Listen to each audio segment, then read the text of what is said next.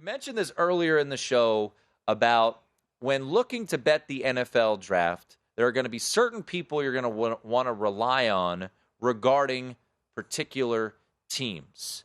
And the Seattle Seahawks are picking at number 5, a pick they got courtesy of the Russell Wilson trade. And Rob Staton does a great job covering the Seattle Seahawks and their draft process. Go over to his website, SeahawksDraftBlog.com. And Rob, I want to get your opinion on something that I know you've discussed quite a bit on your website, and that is at number 5, if Jalen Carter is available, will that be the pick for the Seahawks? Because you look around, there seems to be a lot of groupthink out there that if he's available at number 5, that's the route the Seahawks are going to go. What say you about the possibilities of Jalen Carter being a Seattle Seahawk? I don't think the Seahawks are going to draft Jalen Carter. You know, they took a similar gamble on Malik McDowell a few years ago, and he never played a single down for the Seattle Seahawks. And they've talked about learning from their mistakes. They've talked about the importance of character. When they had that great draft a year ago in 2022, they said the catalyst for that was that they completely focused and zoned in on good character players. People tend to say that Pete Carroll likes to coach guys who have got this kind of situation. They're raw. They've got some character concerns. He's comfortable with that. You've also got to acknowledge that Pete Carroll loves guys who like football, who want to come in every day and compete, who are going to have some grit. And really, when you look at everything about Jalen Carter, what are you hearing? You're hearing about bad practice habits. You're talking about questionable conditioning, consistently making the same mistakes. Are the Seahawks going to take a chance on that with a 5th overall pick and guarantee this guy $30 million? I'm not convinced by that. There are going to be some teams who are prepared to take that gamble. I don't think the Seahawks are. There was a line of thinking that Mr. Snyder and Coach Carroll haven't been in this position in a long time, and that's an opportunity to have a top 5 pick where you could potentially get a young elite quarterback prospect. If for some reason Anthony Richardson, Will Levis are there at 5, do you see the Seahawks potentially going with a quarterback who they could allow to sit behind Geno for the next couple of years and then take over when Geno's done? I think it's a legitimate possibility. I mean, you just look at Anthony Richardson. They're clearly intrigued by what he brings to the table. You know, Pete Carroll loves these big-time athletes. They've gone after them for the last 12 years and brought them in, and he loves to develop guys like this. There seems to be a little glint in Pete Carroll's eye every time he's asked about Anthony Richardson in an interview. And you look at John Schneider, you know, what are the kind of traits that he has looked for when he's been talking about quarterbacks? We know that he really liked Josh Allen coming out. We know that he liked Patrick Mahomes. You know, it's quite easy to say that now given what they've become. But he likes guys with a big arm. He likes physical profiles. He likes a player that can extend plays, that can move around in the pocket, can throw the ball downfield. And this is what Anthony Richardson is. It just so happens that that's what Will Levis is as well. So I think the Seahawks are very intrigued by this quarterback class. I think that if you see Will Anderson go in the top 4 picks, then there's a legit chance that somebody like Anthony Richardson could come into play. I think that Will Anderson's going to be the guy that they really hope is going to be there at number 5.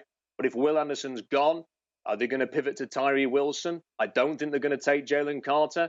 If Wilson and Anderson are gone, or if they prefer one of these quarterback prospects over Tyree Wilson, then yeah, I think there is a chance that they could take somebody like Anthony Richardson. It's interesting because they don't get a lot of national buzz, but they did an extremely good job last year acquiring young players, 2 offensive linemen, 2 secondary guys, a running back. And they had a halftime lead at San Francisco in the playoffs. So this isn't like this is a roster devoid of like talent. But I do think defensively, if they need to find an elite pillar for the front 7. When they've been good, when it was the Doom defense or whatever he used to call Legion it, of Boom. Legion of Boom, right? They had anchors in that front 7. If not Will Anderson, then who else potentially at 5? Or is there a possibility they could be in a situation where they would like to move down? You see, talk so much about what a rare opportunity this is. I don't think trading down, unless there was a great offer, let's say that someone was willing to give them, multiple first-round picks, similar to something like the San Francisco 49ers gave up to go and get Trey Lance, then you have to consider something like that. But assuming that kind of an offer is not going to be there, I think they are going to take somebody here. And it's just a question of, Will Anderson's perfect for them because he's a great scheme fit. He fits the 3-4. I've been talking about how they want someone who's a good character guy. Will Anderson's an alpha. He speaks brilliantly to the media. I'm told he's great with his teammates in the locker room. You hear Nick Saban constantly waxing lyrical about what a great guy he is.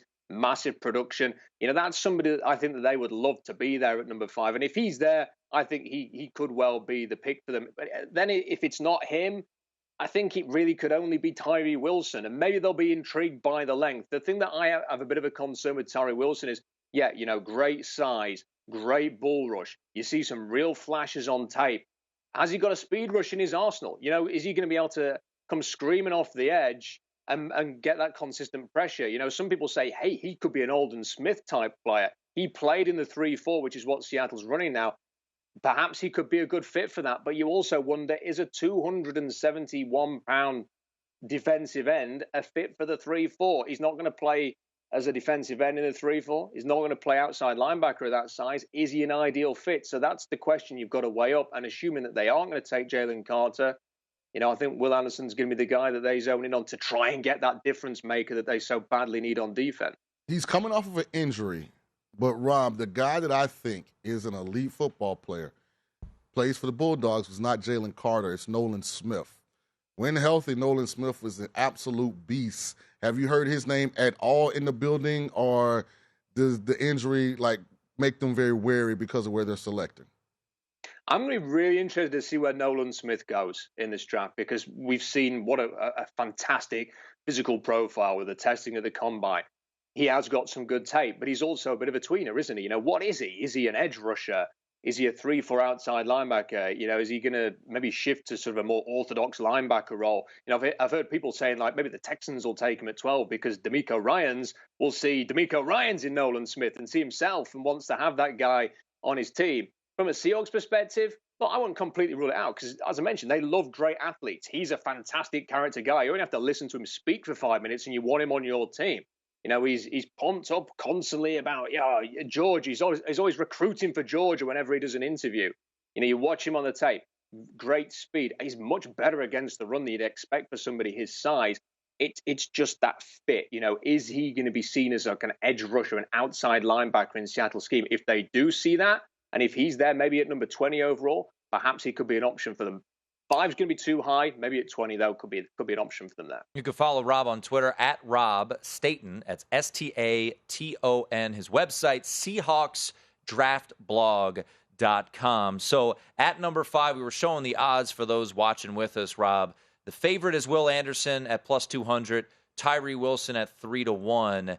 I would be surprised if both of those guys are off the board. If both of those guys somehow are off the board, there's a thought that maybe Tyree Wilson could go 2 to Houston. If Will Anderson goes 3 to Arizona and they're unable to trade out, what do you think? It seems to be kind of doomsday scenario there for Seattle, but what, in your opinion, in the final minute would the Seattle Seahawks potentially do there? Yeah, it will be doomsday for me. I think you just throw that card in there and take Anthony Richardson for me, and you sit him for a year or two, let him learn, and then you let him go to town in a couple of years' time as the starting franchise quarterback. That would be the situation that I would go with there. If Wilson goes 2 and then Anderson goes 3, I think Will Levis is going to go to the Colts. I think they made their mind up a while on that, so I would go with Anthony Richardson.